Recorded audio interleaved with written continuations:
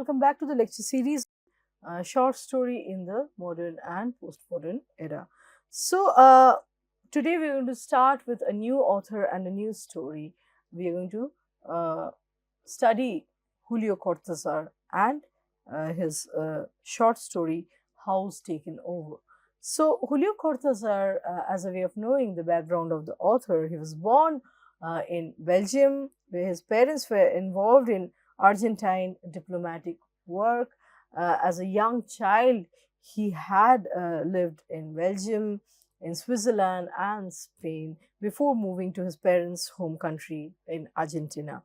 Uh, Cortazar first worked as an elementary school teacher and completed coursework in languages and philosophy at the University of Buenos Aires.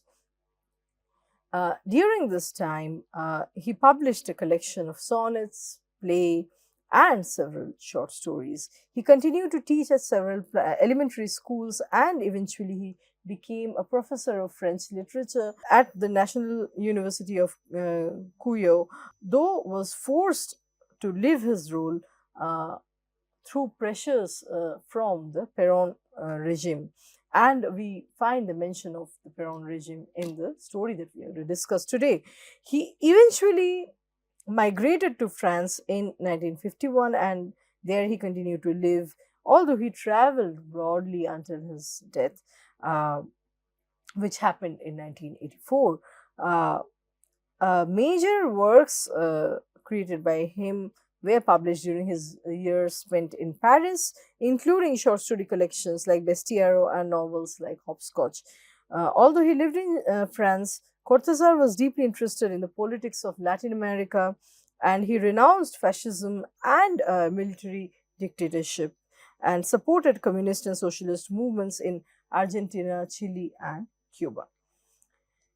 Now, when we talk of house taken over, before we enter into the textual discussion, we have to understand that Cortazar is considered as one of the most innovative and original authors of his time. He is a master of history, of poetic prose and short story in general, and a creator of important novels that inaugurated a new way of making literature in the Hispanic world. And this new way of writing literature involved breaking away from the classical molds through narratives that escaped temporal linearity. So it was experimenting with temporal, temporal movement of events. It was experimenting with the movement of events in time. Written in 1946, during a time when Argentina was in political turmoil, Julio Cortazar, an Argentinian himself, created the short story Casa Tomada. In English, it means house taken over. And the short story was later published in a literary magazine called Los Anales de Buenos Aires, a literary magazine which was edited by George Luis Borges, and later this was included in his volume of stories Bestiaro. The story follows the narrator, who is a 40-year-old Argentinian man, and his sister, both the brother and the sister being unmarried and who live together in a house that they have inherited as a family heirloom. It follows these characters through their mundane day-to-day tasks until one day some unknown entity, they mentioned as they recurrently in the story, so they come and take over the house and force the narrator and his sister to leave the house, quit the house. They are not thrown out of the house, but they quit the house, and hence the title House Taken Over. The old but spacious mansion-like house, inherited home, resides in the town of Buenos Aires, which is the capital of Argentina. The time period in which the short story takes place is not specifically known. However, it should be sometime between 1939 and 1941. It should have been, written sometime or the setting must be sometime between 1939 and 1945, before the end of the Second World War. House Taken Over is understood by critics as an anti-Peronist literary work, and Peronism refers to the regime of Juan Perón, the president of Argentina between 1946 and 1955. So, Peron had risen to power after a military coup in 1943, and his tenure as a president was considered as a military dictatorship where violence and manipulation were employed to maintain political power. The Peron administration was known for its nationalist and isolationist values. So it was a very inward looking regime where people were focusing mainly on the concerns of Argentina and Argentinians, and not, they were not interested. In fact, they repudiated the foreign affairs and influences. It was a very parochial kind of regime. So, House Taken Over is most critical of this aspect of Peronism, which is mirrored in the narrator and his historian's compulsion to ultimately evacuate the house. Before that, we see that they isolate themselves from the rest of the world, the ongoings outside of their own home. They have no cognizance of what happens outside of the home. They have restricted themselves physically and mentally to that inherited mansion, and in the end they are fleeing from the unknown. This story was published in 1946, the same year when Cortazar was pushed to leave his professorship at the National University of Cuyo by Peronist interests. So, House Taken Over and many of Cortazar's other writings belong to the magical realist movement, the magical realism movement. And here as we know, and as we are going to talk further on magical realism, magical realism, incorporates elements of realism alongside the fantastical and the surreal, and many traces its roots, the roots of magical realism, to Latin American writers of the 20th century. Other examples of magical realism include Isabel Allende's House of the Spirits, Gabriel Garcia Marquez's 100 Years of Solitude, and in the time of cholera, George Luis Borges's The Elf, and so forth. This style of fiction has spread widely in the last century. We have a number of notable works, produced, as part of this genre, such as Toni Morrison's Song of Solomon, Haruki Murakami's Wind Up Bird Chronicles, and Salman Rushdie's Midnight Children. So there are two main round characters in the story. Round, or we could call them flat characters, because they are not moving in time. They are not metamorphosing in time. They are, almost timeless characters, frozen characters in the story. There is no becoming of these characters. The narrator, who is an unnamed 40-year-old brother, and his adult sister named Irene. And aside from these two characters, there are arguably at least one or more characters, at least one third character in the story, which is just this mysterious entity that is recurrently referred to as they. So the story begins in a realist manner, and it slowly introduces a scene in which natural laws are distorted. The mystery that revolves around what those entities are largely is left to the interpretation of the readers. So the mystery around the entity, the singular or plural entity, they, is never quite unraveled. It is left up to the reader's interpretation and imagination, and it allows the genre of the story to vary from fantasy to psychological fiction to magical realism, and it incorporates other elements as well, elements from other genres as well. So, and it incorporates, elements of other styles of writing as well. Among the resources that are frequent in Cortazar's story, graphic signs such as parenthesis or uh, afterthought is one which is used as a way of reflecting censorship during his period. The writer based the house on one located in the city of Chevilcoy in the province of Buenos Aires, which can still be found in the streets of Suipaca and Nicosia. So it is a brief but a very constructed kind of a tale that we have in House Taken Over. The story is noteworthy for what it does and does not reveal very consciously.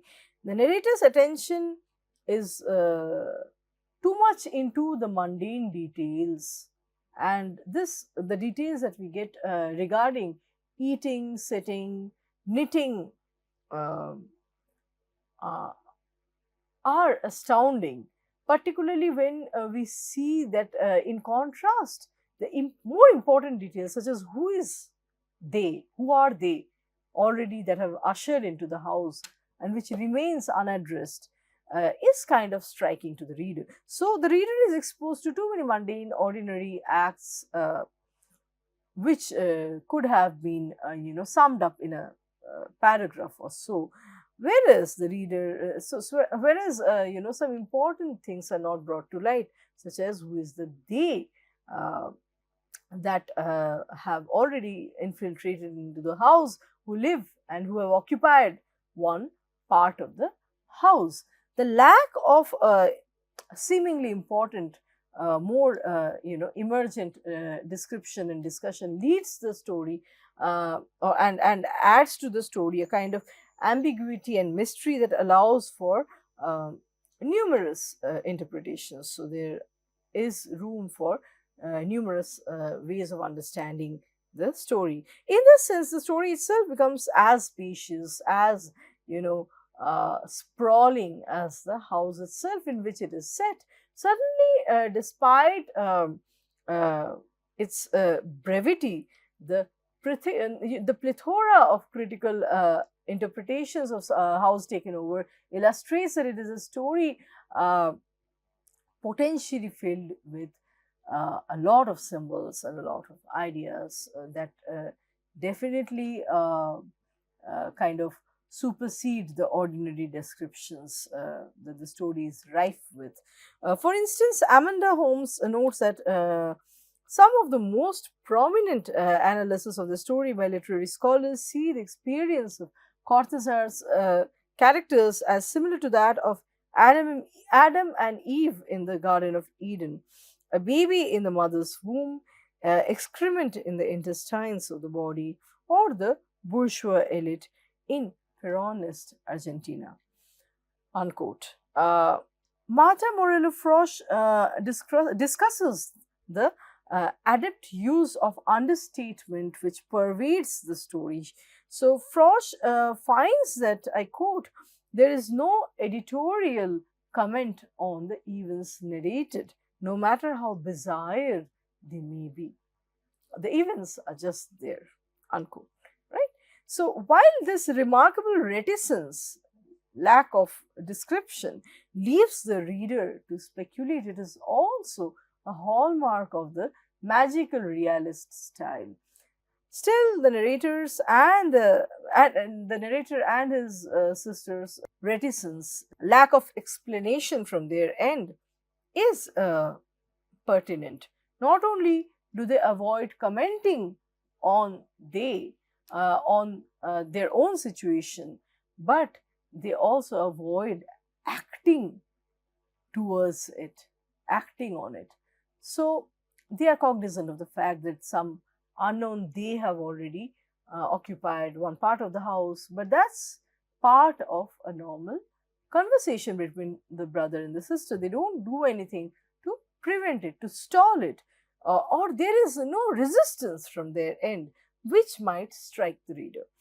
So Morello Frosch adds further that, and I quote, there is often a great effort on the part of the characters towards trivializing the extraordinary or bestial events uh, they are called upon to endure. Right? One might wonder uh, how people can be so nonchalant towards the fact that a part of their house has been occupied by some outsiders that they don't even know. The no name, uh, people that have infiltrated. Additionally, Irene and the narrator continuing their lives as if nothing has happened. Uh, as Morello Frosch comments, I quote, they insist on trying to keep up an appearance of routine in the presence of the beast, which may lie within them or haunt them without even making itself visible. So they are trying to keep up an appearance of normalcy, a facade of normalcy, whereas inwardly nothing is normal. There has been some you know uh, there has been some rupture, some disruption, and so things are not all the same.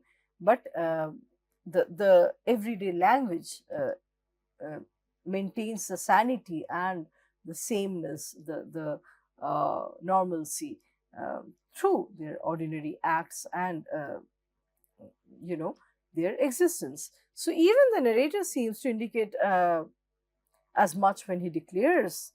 Um, so the brother says in the story, "We are fine," and little by little we stopped thinking. You can live without thinking. They are not talking about the encroachment after a point. They are not even thinking of the encroachment. They have detached themselves from a part of a thriving reality, and thereby a part of the house. They don't go visit that part of the house. Uh, they might be found dead going there. So I mean, they dare not go to the other side of the house. The siblings begin to have trouble sleeping. However, this small detail seems to indicate that things are not quite as normal as they first appear to the reader, or as the characters pretend things are. So it could be a work of metafiction, according to several critics. That is, a fictional story about fiction. Amanda Holmes finds this to be the case given the mysterious elusiveness of this invasive entity referred to as they. Holmes states, and I quote, this unidentified subjects represent Cortazar's perception of fiction as a language that reaches beyond conventional communication, unquote. Further, she adds, and I quote her, without a specific referent, the they or the he or it remain in the realm of the language of fiction for the reader. Cortazar creates a sense of the unnamed entities for the reader, ushering in an uneasy aura surrounding them. Although they are apparently leading a very cozy, very mundane life, knitting, sitting in a sofa and knitting, eating their supper, and it's also very indolent life, which has no change, no variation. One wonders why there is so much of description about things that could have been, mentioned in a couple of sentences, whereas no curiosity or no delving into who the unknown entities are that have invaded the house. So the reader emphasizes with the characters who fear these beings without stable reference, the fluidity about them, right? We are coming more into that discussion. A metafictional interpretation here is entirely apt given the work's literary or historical context. Cortazar's literary benefactor, such as George Louis Borges, was a metafictional writer. Both Cortazar and Borges owe their style to the heritage of magical realism. Now, the narrator in the story and his sister Irene's self constructed purgatory can be traced in terms of a clash between the colonial and post colonial world. They have their own isolated niche where they exist uh, completely nonchalant, indifferent, and unaware of the going ons in the larger society. Um, for instance, the siblings insist on living in a colonial world. The house itself is a remnant from the colonial existence. And despite the fact that Argentina is at the present time post-colonial country, so the house itself is a strong indicator of their anachronism. Right? They are anachronistic. They are remnants of a time from the past. uh, it is The house is a European construction, like I said, a large sprawling mansion, a manor with numerous wings. However, there is sign of antiquity and a decadence. Uh, it is too big for the purpose of two people. It stands mainly to oversee the final days of the family line. So we could treat this story as these two characters, the brother and the sister, being symbols. They stand for a kind of aristocracy that is coming to an end. So as a mark of as a marker of their decadence, they're reaching an end. They are not married, so they are not going to have children. They have no future. Aristocracy, the colonial hangover, the colonial lingerings, uh, relics from colonial past do not have a future in the present day Argentina, which is all about post colonial values. And so they are too fixated with their.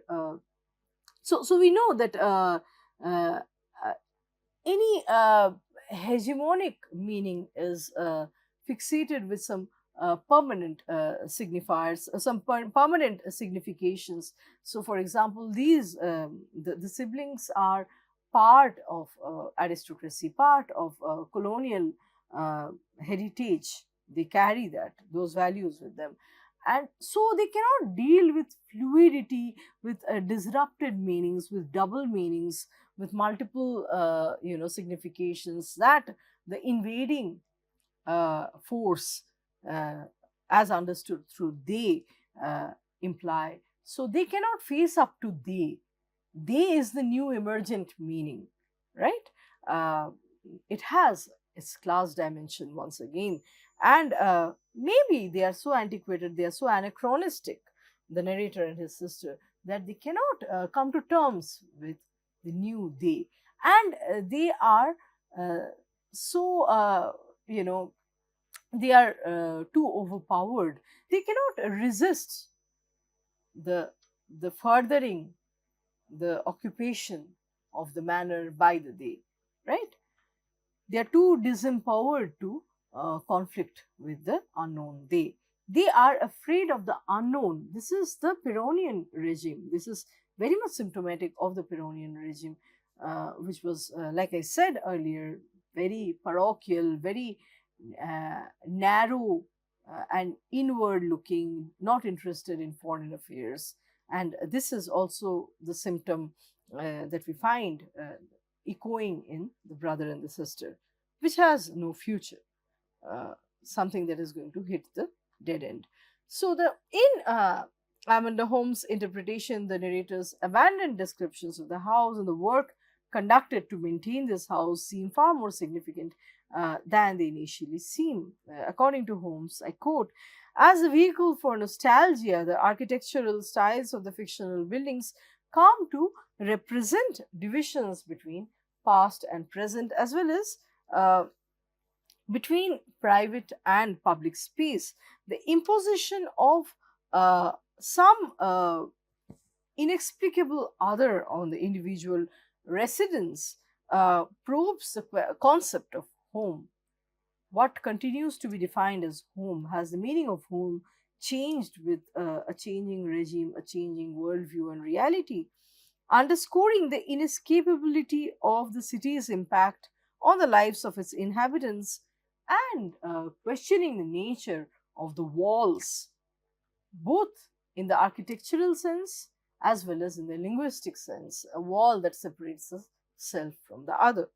In other words, the house, which is a remnant, which is a representative of the past, separates the siblings from the city, which is the current, the contemporary. Holmes states exactly that finding, although at home in this limited space, the siblings seclude themselves from the contemporary experiences of the city. As a result, they live as outsiders surrounded by a city that understands a modern reality which is very different from theirs. So, what is inside the home and what is outside the home are starkly different, temporalities, we could say, starkly different realities, starkly different existences. So, they inside the home, it's a completely different worldview, different outlook from how the outside has emerged, transformed, and become the process. So the brother and the sister, without any children, without a lineage to continue, are hitting a dead end because they cannot match up to this metamorphosis, to this social transformation. They cannot modernize themselves, they cannot update themselves, and hence they are moribund. They are going to decay. Uh, so, as a result, what we see is that after a point, in fact, the home becomes the outside. It is as it is invaded by the they, and the they are progressively moving towards their wing, the wing where the brother and the sister uh, inhabit. One understands that the house, so the outside has already encroached into the house. The other has become part of the house, and their own space is diminishing. The uh, past way of living, the past style of living is collapsing, basically, right? They are surrounded by the city till the city becomes part of their own home. It is this city that finally expels them from their own home, like uh, Holmes interpret. So, this thematic interpretation is one of the more salient, particularly when one examines key textual clues such as the architectural style of the home, its location, and the direction from which the mysterious they are coming to overtake the house. For instance, the connection between the fictional architecture and that of the real Buenos Aires of the time period, as well as the location of the home in the city, create this caricature of the contemporary urban political scene, according to Holmes. Uh, so, we see that they have an indolent life. They live off produce that come from the lands owned by their ancestors. They are not working towards making a livelihood. They don't work. They just get some produce sent to them, which is also a mark of aristocracy. Their leisurely life, their indolent lives have become very, out of context with the current state of affairs. They do not put up any effort to own, to kind of kind of make sense of the fact that they possess such a large manor. What are they doing instead of? I mean, except for the fact that they belong to lineage, a certain lineage. What have they done to deserve such a large manner? They are not, working towards towards earning it. They don't earn that manner, and so their leisurely lives make them more and more inadequate to the manner where they have forever lived, where they were perhaps born and where they grew up. Uh, so the effort to merely keep up life becomes lesser and lesser. This is also a sign of decadence, where they, after a point, they don't want to cook two meals. They want to cook once and eat the cold dinner at a point. And they want to live off land produce that are sent by their tenant farmers on their land holdings. And this is the colonial lifestyle they're enjoying, which is a thing of the past, and it has grown very, very antiquated. Like the house, the siblings' very lives, lazy, indolent lives, lives that are almost taken for granted. They don't pay anything to maintain that life. It has become a relic in itself. Modernity and progress in the changing society will ultimately engulf and overtake such a life. So, as previously mentioned, the actual location of the house is also important. The narrator notes that the library abuts the Rodrigue Pina, an actual street in Buenos Aires. So, the detail does place the house in a fairly concrete geographical location. The house's location in a historical is also in a historical context that adds further meaning to the story and the events that follow. The street's namesake was a soldier that fought for Argentina's independence from Britain. Right? This bit of detail further underscores the post-colonial reality of the contemporary time when the story is being written, and it adds to the title itself, the title house taken over. The street's location at the back of the house is also remarkable, given that, as Holmes points out, the invading other moves from the back to the front of the house, almost like the next emergent thing, the new essence in the society.